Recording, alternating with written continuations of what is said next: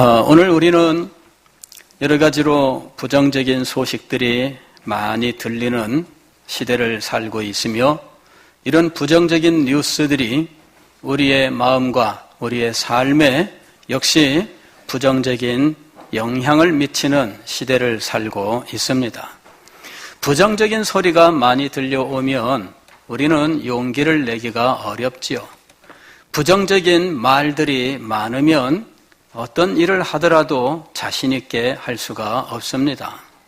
그런데 우리 시대는 정말 부정적인 소식들이 많고 어떤 뉴스에 대한 우리의 반응도 기쁘고 즐겁기보다는 오히려 불평과 불만 그리고 어떤 욕설 같은 것들이 주를 이루고 있는 시대를 살고 있습니다.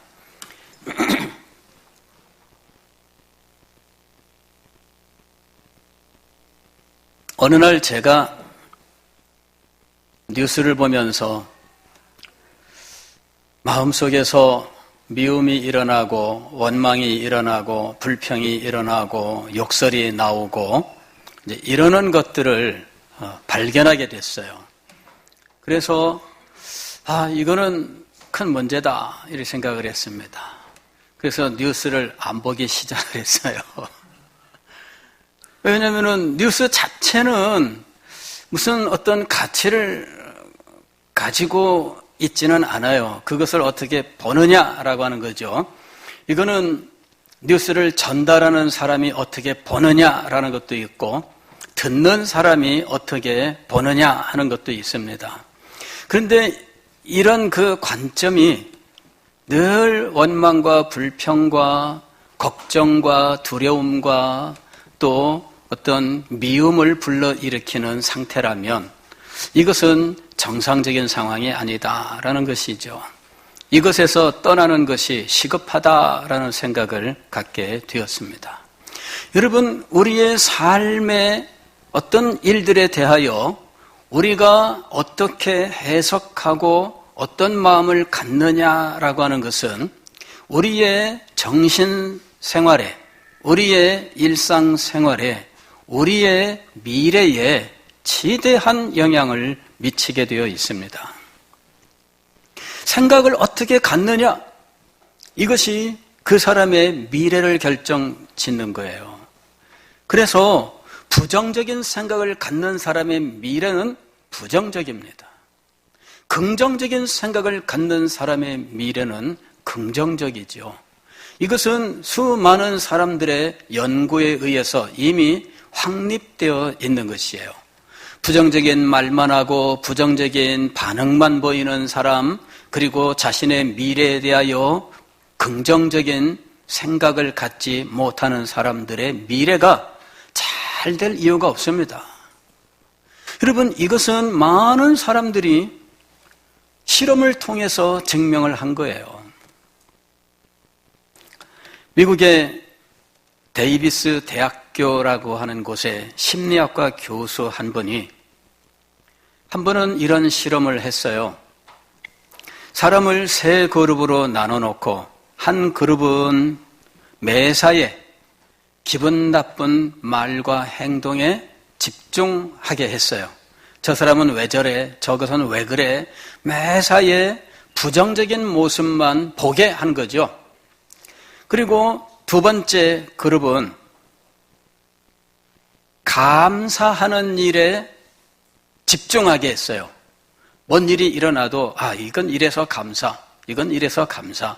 이게 감사하는 일에 집중을 하게 했어요.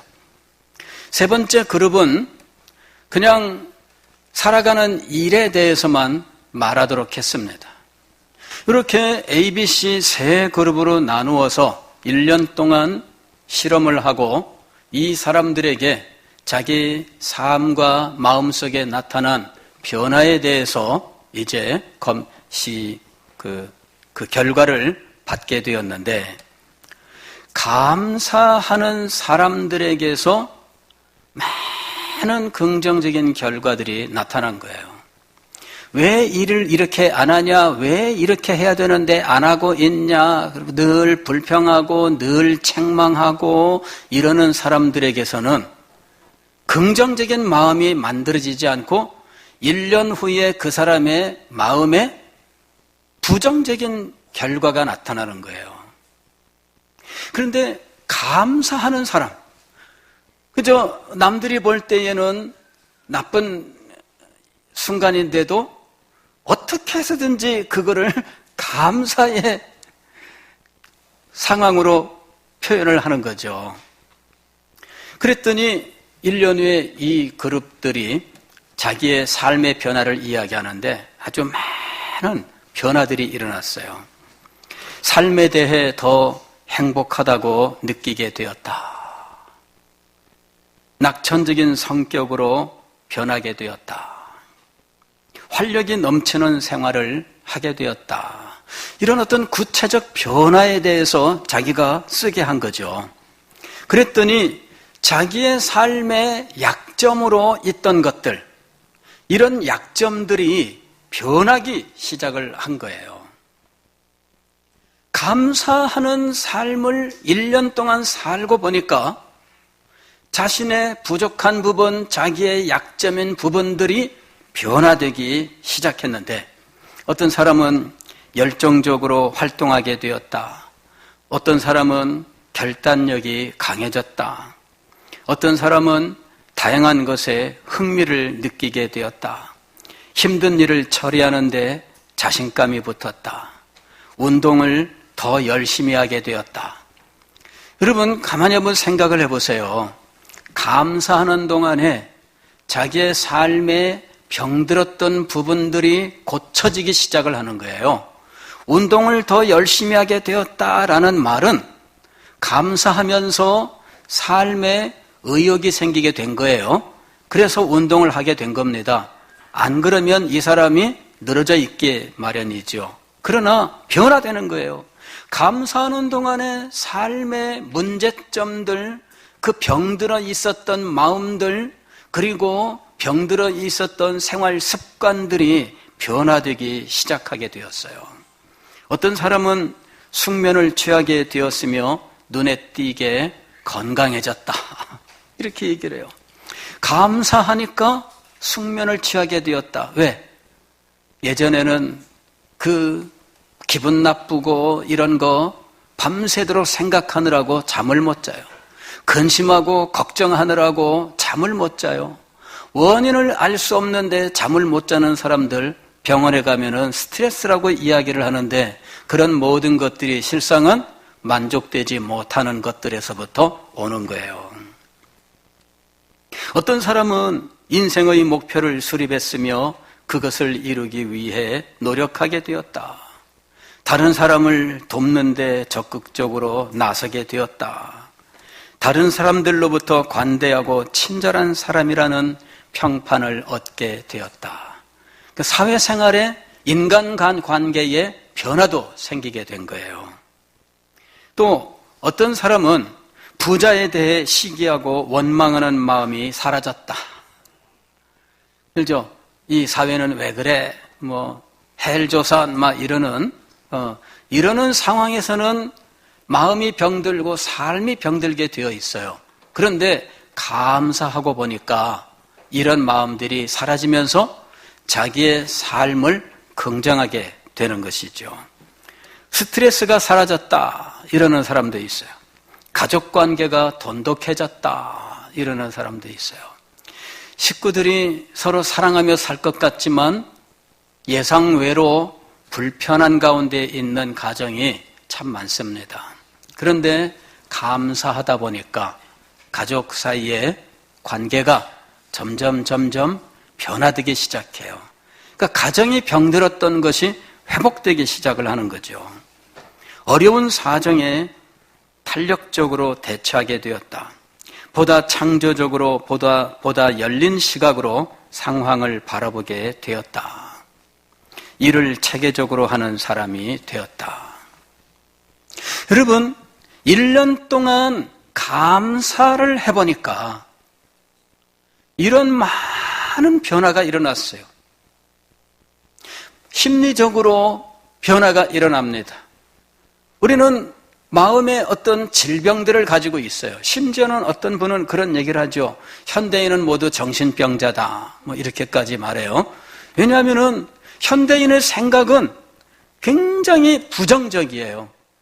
우리가 하루에 6만 가지 생각을 한다고 하는데 6만 가지 생각 중에 95% 이상은 염려와 근심과 불평과 불만과 두려움으로 이루어져 있대요.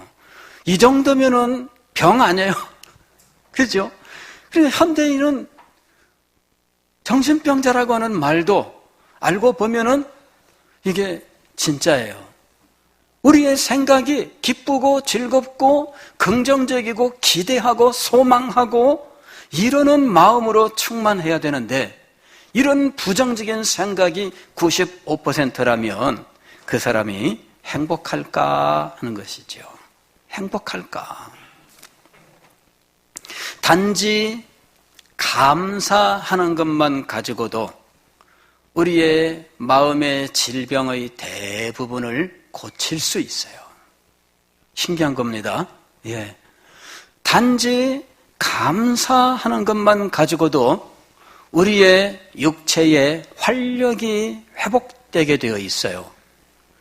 왜냐하면은 이 감사하는 사람의 뇌에서 우리 몸에 좋은 영향을 미치는 호르몬이 분비가 되는 거예요.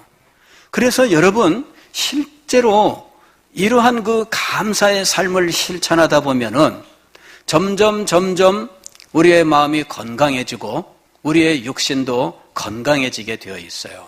우리 몸이 그런 것들을 분비하는 거예요.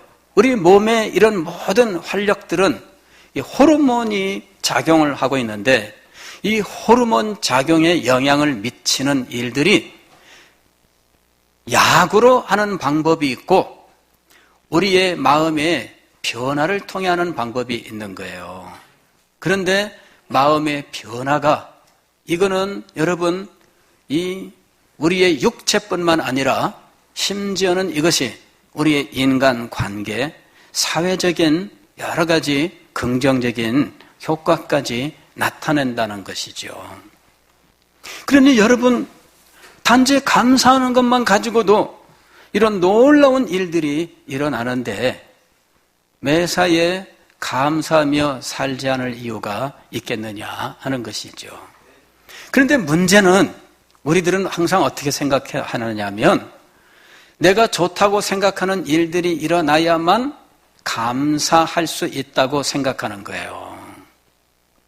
내가 원하는 일이 이루어져야만 감사할 수 있다고 생각을 하는 거예요. 이거는 감사의 가능성을 우리 자신이 스스로 지금 닫아놓는 거예요.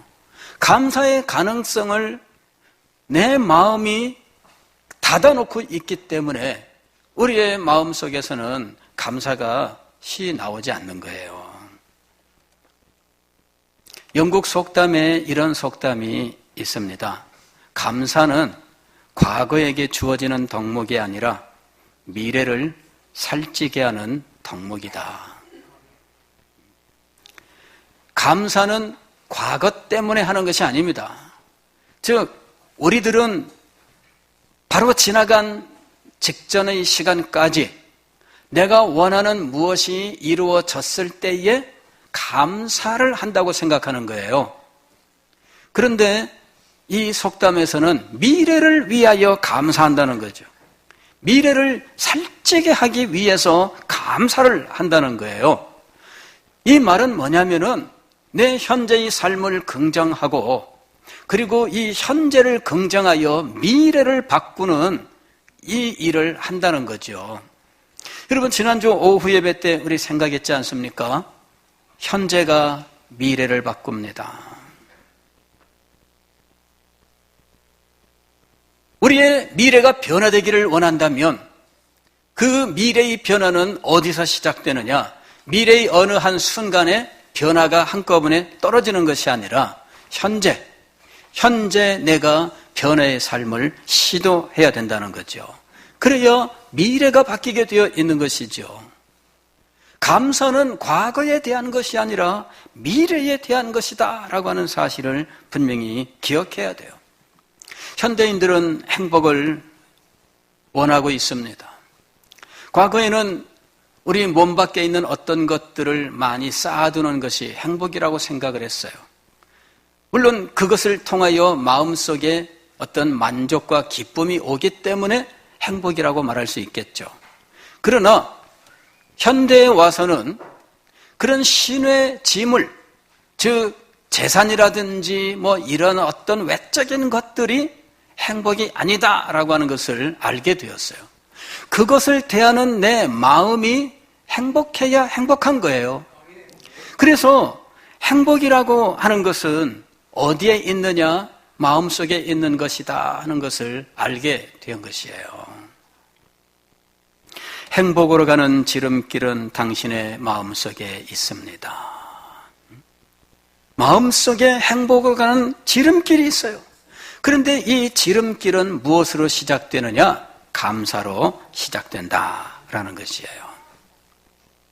현대 심리학은 우리의 마음의 변화만 가지고도 우리의 생각과 우리의 육체와 우리의 삶의 변화가 일어나고 긍정적인 결과가 임한다는 사실을 실험적으로 밝혀냈습니다. 그런데 성경은 이미 이러한 심리학이 실험하기도 이전에 이 범사에 감사하라는 교훈을 주고 있는 거예요. 항상 기뻐하라, 쉬지 말고 기도하라, 범사에 감사하라. 이것이 그리스도 예수 안에서 너희를 향하신 하나님의 뜻이니라. 하나님께서 우리를 예수 그리스도의 십자가의 보혈로 깨끗하게 의인으로 만드시고 하나님의 자녀로 구원을 하셨습니다. 그리고 이 구원받은 하나님의 백성들의 삶을 하나님께서 뜻하셨는데 지금 세 마디로 표현하고 있잖아요. 하나는 항상 기뻐하라. 두 번째는 쉬지 말고 기도하라. 세 번째는 범사에 감사하라 하는 것입니다. 그런데 오늘 우리가 감사주의를 맞아서 이 범사에 감사하라 하신 하나님의 뜻을 한번 생각해야 된다는 거예요. 심리학적으로도 이런 효과가 나게 하신 것은 하나님의 창조의 결과입니다. 하나님께서 우리 인간을 그렇게 창조하셨던 거예요. 그리고 이 창조의 영역에서 단지 우리가 감사하는 말, 감사하는 마음만 가지고도 우리의 삶을 이렇게 행복하게 변화시킬 수 있게 하셨던 겁니다. 그런데 예수 그리스도로 말미암아 우리에게 생명의 구원까지 주셨고 예수 그리스도로 말미암아 우리를 하나님의 자녀로 삼아 우리의 삶의 모든 부분을 하나님께서 세심하게 살피시고 인도하신다니 우리에게 범사에 감사하는 삶은 얼마나 놀라운 삶이냐 하는 것입니다. 그리스도 안에서 감사하는 삶을 사는 사람은 강한 사람으로 변하게 돼요. 감사는 나를 더욱더 강하게 만듭니다. 감사는 나를 더욱더 행복하게 만듭니다. 감사는 나를 긍정적인 생각을 갖게 하여 삶의 가능성을 더욱더 키우게 하는 것입니다. 그래서 감사하는 삶을 살아야 된다는 거예요. 한번 따라하겠습니다. 감사는 주변을 행복으로 물들인다. 예, 감사는 주변을 행복으로 물들인다. 불평은 주변을 인상 찌푸리게 한다. 그죠? 예. 불평하면 자기 마음도 찌그러지고요. 그 말을 듣는 사람도 찌그러지게 돼 있어요. 불평하면 얼굴도 찌그러지고요. 그 얼굴을 보는 사람도 찌그러지게 돼 있어요. 그런데 감사는 주변을 행복하게 해요. 감사는 주변을 기쁘게 해요. 그래서 감사하는 사람이 많은 교회는 기쁜 교회, 행복한 교회가 되는 거예요. 옆에 있는 분들에게 한번 감사해 봅시다. 감사합니다. 여러분, 이 감사합니다 이 말을 여러분 자주 써야 돼요. 예, 자주 써야 돼요. 저는 참 이런 경험이 있어요. 우리 어느 교회 부목사로 있을 때인데, 이 담임 목사님이 저한테 말끝에는 무조건 감사합니다를 붙이라 이러시더라고. 그래서 혼났는데 감사합니다. 이게 될까요? 안 될까요? 혼나면 어떻게 돼요? 울그락불그락 다 인상 쓰고 있잖아요. 내려가 보세요. 꾹박하고 그냥 가는 거예요. 아무 소리 안 하고. 근데 거기다 대놓고 뭐라고 한다고요? 감사합니다. 불만이 가득한 어투로 감사합니다. 그러는 것이 아니라 정말 감사합니다. 근데 상황이 어떻든지 감사합니다. 내가 저 사람한테 도움을 줬는데 그 사람이 나한테 감사합니다가 아니라 내가 그분한테 감사합니다. 우리는 내가 저 사람한테 베풀면 저 사람이 나한테 감사해야 돼라고 생각하잖아요. 그런데 제가 그 목사님한테 배운 거는 어떤 순간에든 당신이 먼저 감사하세요. 그래가지고 처음에는 이상하더라고요. 내가 저분한테 도움을 줬어요. 그러면 누가 감사해야 될까요? 네, 도움받은 사람이 감사해야 돼요. 그런데 제가 배운 대로 해봤어요. 감사합니다. 처음에는 어색했는데 나중에는 자연스러워지더라고요. 그런데 도움을 받은 분이 도와준 사람이 감사하다고 하니까 더 미안해하고 더 황송해하고 더 고마워하는 거 있죠. 도움을 받은 사람이 나에게 감사해야 된다 생각하면 저 사람 왜 감사가 시원찮네 이런 마음을 갖게 돼요. 내가 괜히 도와줬네 이런 마음을 갖게 돼요. 그런데 내가 먼저 감사하기 시작하면 괜히 도와줬네 하는 시험에 빠지지 않게 됩니다. 그래서 내가 먼저 감사해야 되는구나. 전화하면서 제가 저 사람이 나한테 부탁을 해서 내가 들어주기로 했어요. 그런데도 전화 끊을 때에는 내가 먼저 감사합니다. 감사는 나를 만나는 모든 사람을 행복하게 만드는 거예요. 나를 만나는 모든 사람이 행복하면 내 삶이 행복해지는 거예요. 행복은 멀리 있는 것이 아닙니다. 행복을 얻기 위하여 엄청난 일들이 필요한 것이 아니에요. 감사가 우리의 삶을 바꿔 놓는 거예요. 저는 우리 학생들이 있지만 학생 시절에 공부를 하면서 잘하는 과목도 있고 못하는 과목도 있잖아요.